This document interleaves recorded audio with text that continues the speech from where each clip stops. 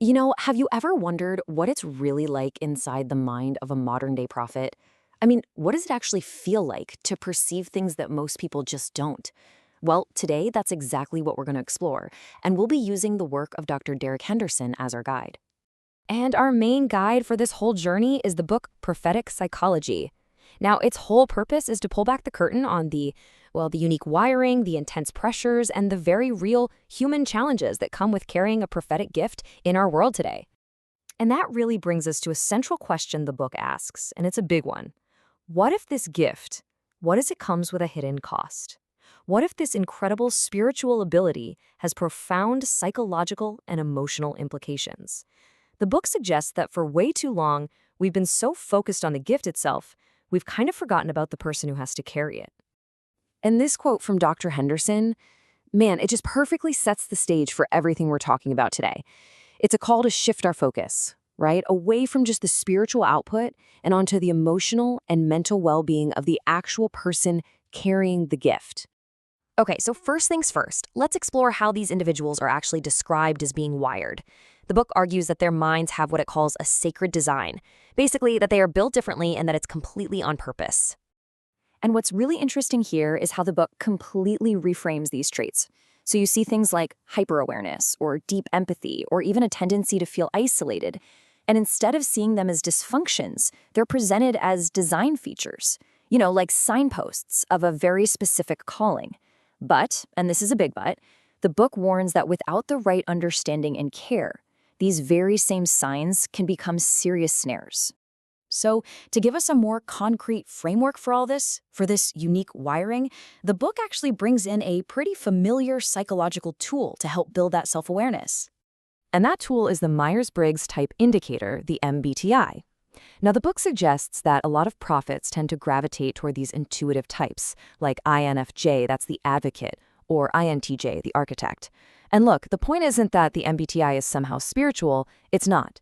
But it does provide a language, a way to understand their own internal experience as part of their design, not some kind of defect. But, this unique design, it definitely comes with some pretty heavy challenges. So now we're going to dig into the psychological and emotional toll that comes with it, what the book describes as the prophetic struggle. And it all starts right here with revelation. This is the core of the whole experience. It's described as something absolutely glorious, but at the same time incredibly heavy. And carrying that weight often leads to this profound sense of isolation. I mean, many prophets feel completely misunderstood or alone, even when they're in a crowded room, simply because they're processing a reality that other people just can't see or feel. So when you combine that feeling of carrying a divine weight with that feeling of being so isolated, well, that's a perfect recipe for burnout. We're talking about a deep spiritual and emotional exhaustion from just being constantly on. In fact, the book gives this whole experience a name. It calls it the prophetic crash. And it's described as this total depletion that follows a major spiritual output. Think of it like an adrenaline crash, but for your soul. Now, it's presented as a totally normal part of the process, but, and this is key, it's something that absolutely has to be managed with intentional rest. And that leads us to such a crucial point, which is captured perfectly in this quote. Your gift can't carry what your soul is not strong enough to sustain. I mean, let that sink in. The book is arguing that a really powerful gift requires an equally strong and healthy soul to be able to sustain it for the long haul. Okay, this brings us to a really critical turning point in the book. And that's learning how to tell the difference between what is genuine spiritual insight and what might actually be psychological distress. And the source material gives us a pretty practical guide for this. For example, you have to ask, is what I'm sensing bringing peace and clarity over time? Because that points to discernment. Or is it breeding fear and looping the same thoughts over and over with no resolution? Because that could be a signal of a psychological issue. Being able to tell the difference, that's presented as a key mark of real prophetic maturity. And digging even deeper, the book introduces this incredibly powerful concept it calls traumatized discernment. This is what happens when unhealed emotional wounds start to filter or even mimic spiritual perception. The book puts it this way, and this is powerful. It's when the wound starts prophesying instead of the spirit. So, if that's the problem, what's the solution, right? Well, let's turn to the path forward. This next part is all about the practical steps someone can take to move toward emotional and spiritual health. And the book outlines a really multifaceted approach here. It's not just one magic bullet. No, it's a combination of things.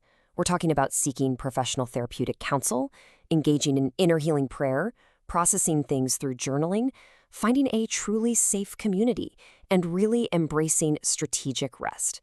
It's a whole holistic journey to wholeness. And the book makes a really crucial clarification here because this is important. Healing is not a sign of weakness. It doesn't diminish a prophet's power, not at all.